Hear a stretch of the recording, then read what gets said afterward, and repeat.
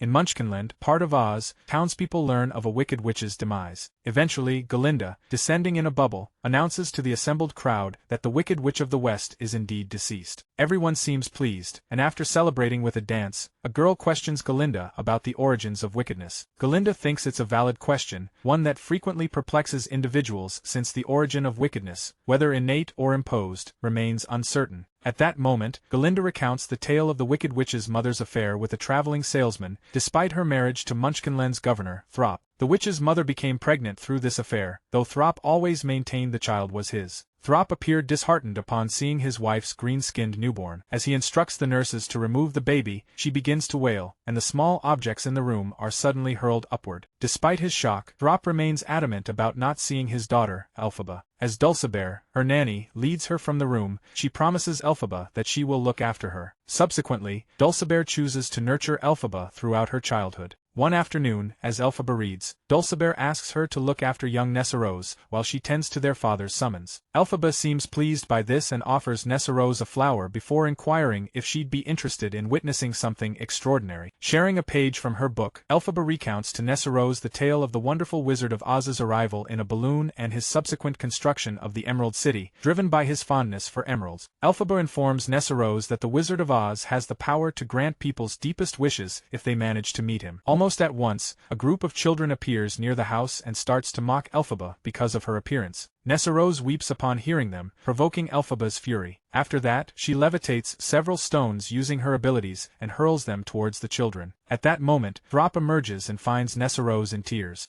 He accuses Elphaba, suggesting she may have harmed her sister, which disappoints Galinda. As he guides Nessarose back inside, Dulcibert comforts Elphaba, saying Throp's words were uncalled for, though Elphaba remains visibly saddened. Returning to the present, Galinda resolves to go back to Emerald City after spreading word of the witch's demise. Prior to her departure, a villager inquires whether the rumor of her friendship with the witch is accurate. According to Galinda, their paths first intertwined during their time together at Shiz University. Subsequently, Galinda recounts her first encounter with Elphaba, sharing the story with the townsfolk. Years before, Elphaba accompanies Throp to Shiz University to deliver Nessarose, an incoming student. Upon seeing Elphaba, Galinda, a new student, appears startled. With a touch of humor, Elphaba inquires whether something is amiss with her appearance, to which Galinda replies that she simply looks changed. Elphaba points out she was born green, prompting Galinda to express sympathy for her condition. Furthermore, she intends to concentrate her studies on sorcery, offering Elphaba her services should she ever desire a transformation. While Shunshin and Pfenny are proud of Galinda's kindness, Elphaba views it as an insult. She also finds it odd that Galinda would volunteer to assist a stranger with a task beyond her capabilities. Before Galinda has a chance to respond, Throp wheels Nessarose in and demands that Elphaba cease attracting unwanted attention. Subsequently, he presents Nessarose with the silver shoes, once belonging to his deceased wife. Before he departs to place the gift inside her suitcase, Elphaba expresses her genuine excitement for her sister's upcoming adventure at Shiz. Nessarose expresses that she will miss her, while Elphaba retorts that she will likely be far too preoccupied with enjoyment to recall her. Soon after, the new students were instructed to proceed into the school grounds. Seeing Nessarose enter alone, Throp asks Elphaba to ensure her safe arrival as her well-being is paramount. Elphaba believes Nessarose will resent her presence due to her independent nature, yet Throp demands obedience. Subsequently, she enters the school to find the Shiz president presenting Dr. Dillamond, the head of the history department, and Madame Morrible, the dean of sorcery studies, to the students. While everyone cheers for the professors, the arrival of Madame Morrible seems to inspire more awe. Once her encouraging speech concludes, filled with high expectations for the students, she directs Headmistress Coddle to guide them towards finding their dormitory assignments and room allocations. As Madame Morrible departs the auditorium, Galinda approaches her, mirroring Miss Coddle's actions. Subsequently, she expresses her desire to enroll in Madame Morrible's sorcery seminar, though the professor indicates new students are only admitted mid-semester in exceptional circumstances. Galinda attempts to plead her case, but Madame Morrible disregards her and departs. Meanwhile, Miss Coddle spots Nessarose and realizes she is the governor's daughter. While she describes Nessarose's anticipated enjoyment at school, Elphaba's sudden appearance startles Miss Coddle. Nessarose questions Elphaba's continued presence, and Elphaba replies that their father instructed her to see to her sister's proper establishment. While Miss Coddle offered her assistance, Nessarose declined any help. Ignoring her pleas, Miss Coddle wheels Nessarose away, inciting Elphaba's rage, who unleashes her magic, telekinetically hurling objects until her sister is returned. While everyone is shocked, Nessarose seems embarrassed and quickly wheels herself away. Elphaba's disappointment at ruining her sister's first day is interrupted by Madame Morrible, who claims responsibility, explaining it was a lesson in expecting the unexpected. Having witnessed Elphaba's actions firsthand and been deeply impressed, she now desires to take her on as her sole student. When Galinda approaches Madame Morrible to inquire about Elphaba's roommate situation, the professor mistakenly believes Galinda is offering to room with Elphaba. Subsequently, Madame Morrible suggests Elphaba share a room with Galinda, a proposition that visibly surprises them. Prior to any pronouncements, she departs, beckoning Elphaba to accompany her. Galinda becomes jealous upon overhearing Madame Morrible express her desire for Elphaba to be her sole student. Elphaba expresses her gratitude to Madame Morrible for her support, while also admitting uncertainty about remaining due to her father's potential disapproval. Madame Morrible will discuss the matter with Throp to secure his consent for her continued stay. She inquires about Elphaba's magical abilities and their origin. Elphaba claims she doesn't know if it qualifies as a talent, given her inability to control it. Madame Morrible proposes that with sufficient magical control, Elphaba could meet the wizard and become his Grand Vizier. She excitedly declares she's sought Elphaba's caliber for years, and will apprise the wizard. Eventually, Elphaba returns to her room to discover Galinda has taken up almost the entire space. Elphaba protests the unfairness, while Galinda reveals her expectation of a private suite assignment. She finally directs Elphaba to her meager area and expresses hope that her roommate will speak favorably of her to Madame Morrible. Galinda disputes Elphaba's accusation against Madame Morrible. Afterward, she questions Elphaba's ability, yet remains silent. With Elphaba's continued disturbance, she finally snaps and yells that she has no idea. The window shatters, leaving Galinda utterly astonished. Nevertheless, the two girls appear incompatible, pursuing separate activities. The following day, the girls attend Dr. Dillamond's class alongside other students. Throughout the class, Dillamond repeatedly calls Galinda Glinda, much to her annoyance. Elphaba leaps to Dillamond's defense, pointing out that while he struggles with her name, he's different from the rest. Subsequently, he discusses his unique position as the school's only animal teacher, a consequence of the prevailing rejection of animals.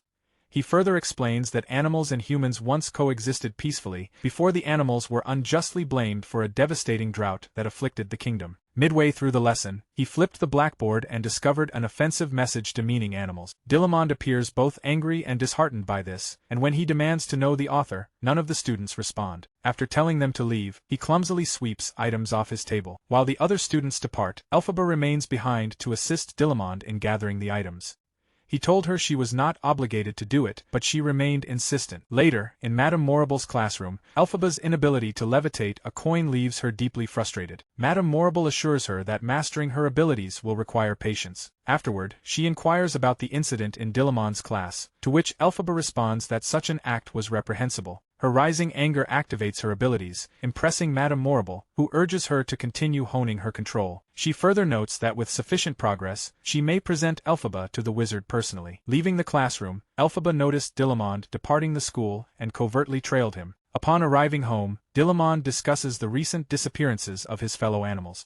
He further notes the concerning trend of humans silencing animals, some of whom have already lost their capacity for vocalization. Abruptly, Elphaba vocalizes, alerting the animals to an intruder's presence. Once everyone else has departed, Dillamond notices Elphaba and invites her inside. She then reveals she overheard their conversation and questions the possibility of it occurring. Dillamond insists this is already occurring, eliciting sadness from Elphaba. She then points out the need to inform the wizard, but Dillamond cautions her against revealing her prior discoveries to anyone. As Elphaba departs his home, she encounters Prince Fiero, who is horseback riding in the forest. Visibly surprised by her skin tone, he watches her leave, then offers her a ride, noting their similar destinations. However, Elphaba pointedly turns down his proposition, returning to the school instead. The students at the school receive the news in the morning that Fiero will be joining them as a new transfer student. Once he spots her, he appears smitten, and she volunteers to show him around campus. Inside the library, Fiero spots Elphaba and waves, but she doesn't acknowledge him. Subsequently, Fiero inquires about the students' recreational activities, only for Galinda to reply that Shiz offers no such diversions. Fiero proposes visiting the Aztec ballroom, but Galinda informs him that students are prohibited from entering. As they converse, a nearby boy, Bach, stumbles, and Fiero assists him in getting back on his feet. Bach then claimed to have overheard their conversation, adding that Shiz prohibits students from going into town after nightfall. Fiero, apparently unconcerned, dismisses the school's teachings and invites the students to a party at the Aztec ballroom that evening. Subsequently, Bach informs Galinda of his desire to dance with her at the party. Bach harbors unrequited feelings for Galinda, whose affections lie with Fiero. Rather than confessing her feelings for another, Galinda redirects Bach's attention, urging him to invite Nessarose to the dance. Upon hearing her say she'd consider him her hero if he did it, Bach avowed he'd do anything for her. At that moment, Bach approaches Nessarose to invite her to dance, and she seems delighted. Soon after, Nessarose encounters Elphaba and informs her that she plans to attend the dance later that evening. She also notes that Galinda facilitated her getting a date. As Bach revealed, she was the one who persuaded him to ask her out. Meanwhile, Shinshin and Pfenny assist Galinda in selecting a dress for the party, hoping she'll captivate Fiero. Scanning the room, Pfenny notices a black, pointed hat and inquires about it to Galinda. According to her, her grandmother made it, yet she wouldn't be caught dead wearing it. She claims she would have gifted it, but her animosity doesn't extend that far. Pfenny and Shinshin advise that it be given to Elphaba, but Galinda objects. No sooner does Elphaba enter the room than Galinda's friends depart. Elphaba expresses her gratitude to Galinda for her assistance in securing Nessarose a date for the party. Galinda dismisses it as unimportant, then invites Elphaba to the party. Elphaba appears stunned, yet Galinda insists it would be illogical for her to be the sole student absent. Afterwards, she hands Elphaba the pointed hat, remarking on how well it compliments her. A little later, she visits Madame Morrible seeking a boon.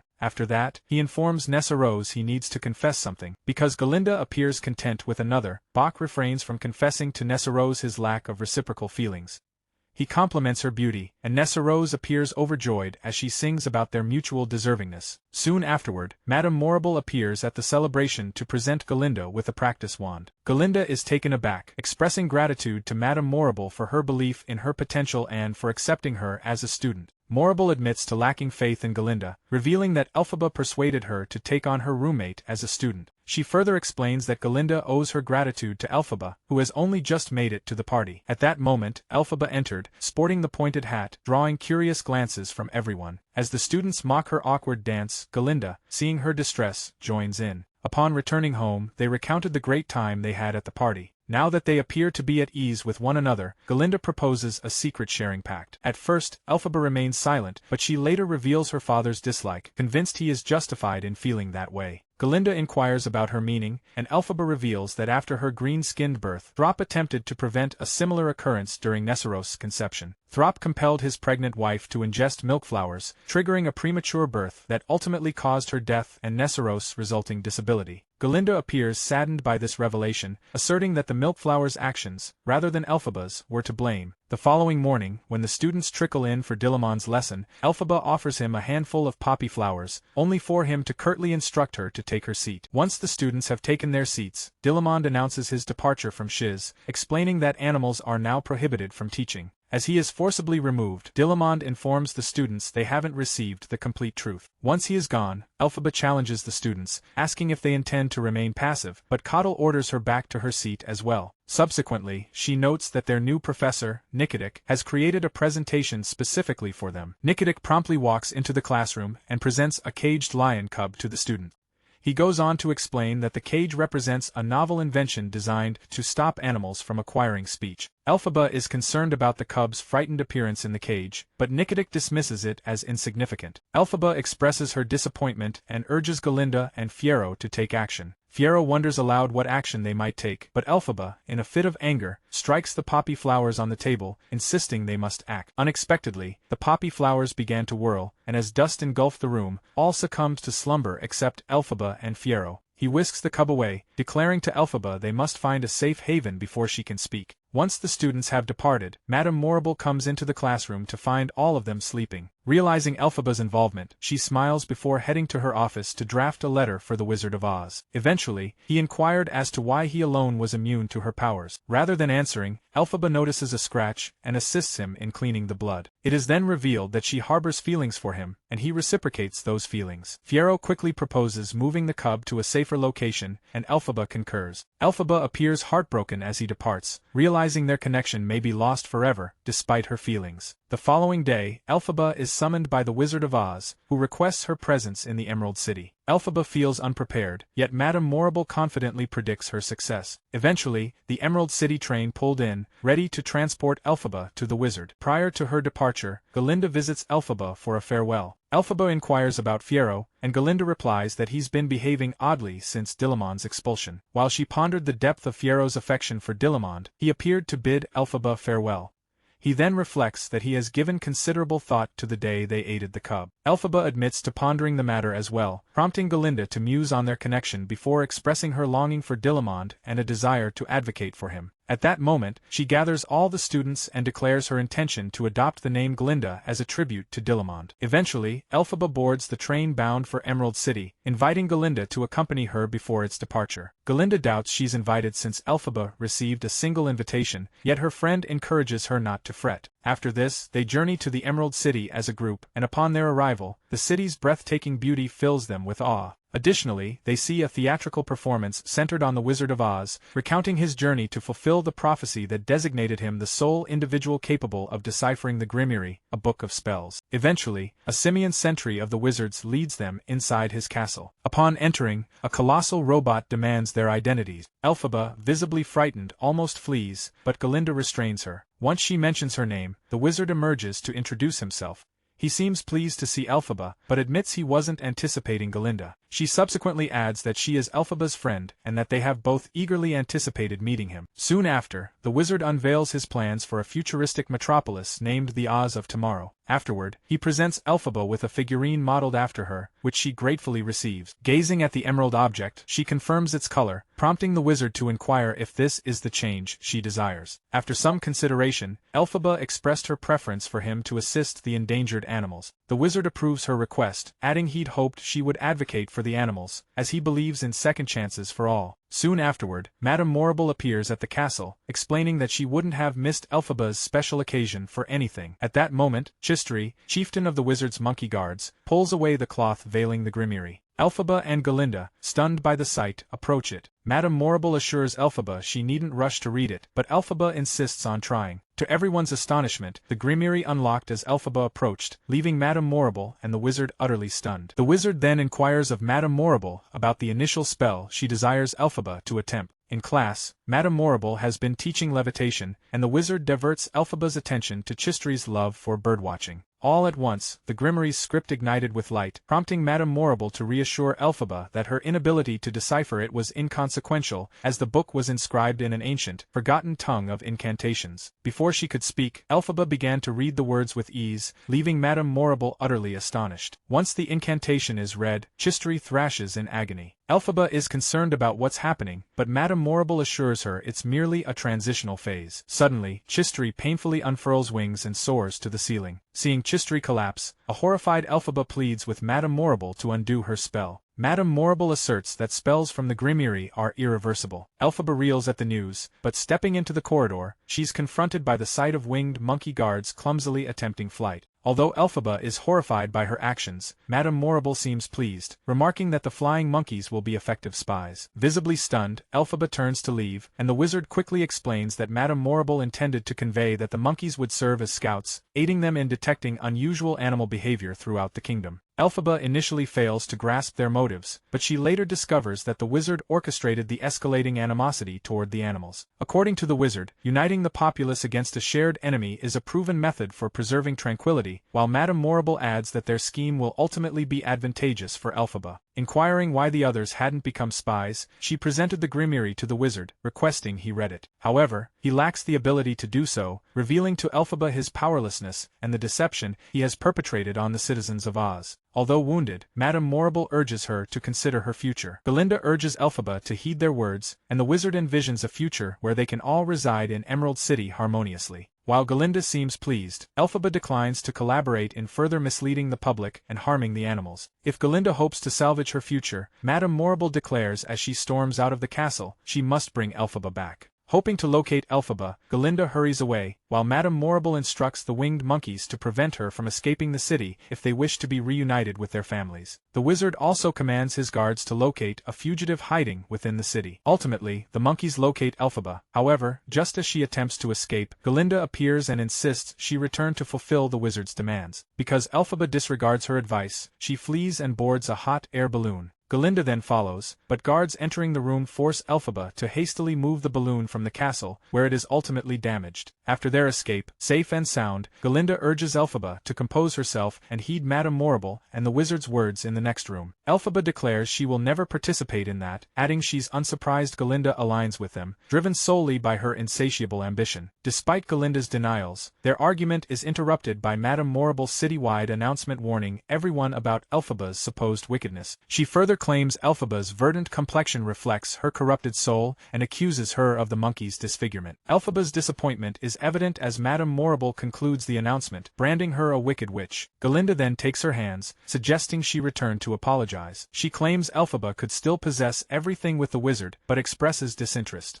Furthermore, she expresses her weariness of adhering to others' expectations, desiring to rely on her own judgment instead. Reaching the building's summit, she realizes the guards continue their search. Therefore, she retrieves the grimoire and casts a spell, hoping to sprout wings. Galinda then cautions her, suggesting she may overestimate her power. A broom suddenly hurtles toward Elphaba, and she appears stunned. Once Elphaba has it in her grasp, she urges Galinda to join her, suggesting they could accomplish great things as a team. Seeing Elphaba shiver, Galinda quickly drapes a dark shawl around her. After this, Galinda expresses her hope that Elphaba finds happiness in her decision to flee Emerald City. Elphaba echoes this sentiment, and as guards storm the chamber, they flee together. Sadly, the guards seize Galinda, and despite Elphaba's pleas for them to release her, they ignore her. To evade capture, she leaps from a window and plummets toward the ground. A wave of childhood trauma washes over her, and she imagines seeing her younger self reflected in a mirror. When she reaches for the mirror, the broom unexpectedly activates, allowing Elphaba to fly back to the castle in an attempt to rescue Galinda. Though the guards continue to hold her, she escapes moments before the monkeys attack. Simultaneously, while Nessa Rose is visiting, Throp collapses from a heart attack upon hearing Madame Morrible's announcement. Fiero departs from school on horseback. Meanwhile, Madame Morrible orders the guards to release Galinda, embracing her as they comply. Moments later, Elphaba reappears in the sky, proclaiming her invincibility throughout Oz. Speaking, she plunges the city into darkness, and the wizard visibly pales. Elphaba's backstory reveals she's not the villain everyone perceives. Madame Morrible and the Wizard of Oz are the antagonists in this narrative, seeking Elphaba's assistance to mistreat the animals of Oz. Because Elphaba declined to comply, she resorted to stealing the Grimiri and fleeing the kingdom. You believe Elphaba was right to reject Oz? Do you think Galinda was motivated more by a desire to impress Madame Morrible than to be a good friend?